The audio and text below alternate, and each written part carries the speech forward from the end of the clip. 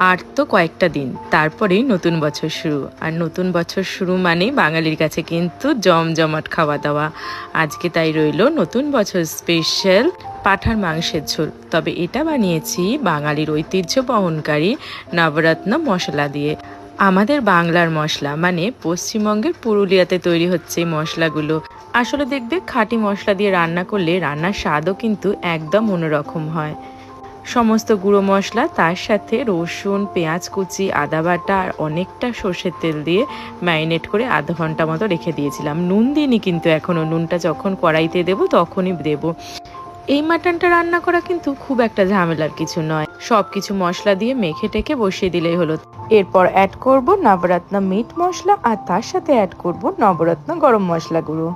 এবার তো মাংস কষানোর পালা। ভালো করে মাংসটা কষিয়ে নেবে যতক্ষণ না পর্যন্ত তেল ছেড়ে আসছে। তারপরে প্রেসার কুকারে 2টো সিটি মারলেই রেডি। আমাদের বাংলার মশলা ট্রাই করে এরকম রয়্যাল অথেন্টিক টেস্ট পেতে ট্রাই করো নবরত্ন মশলা।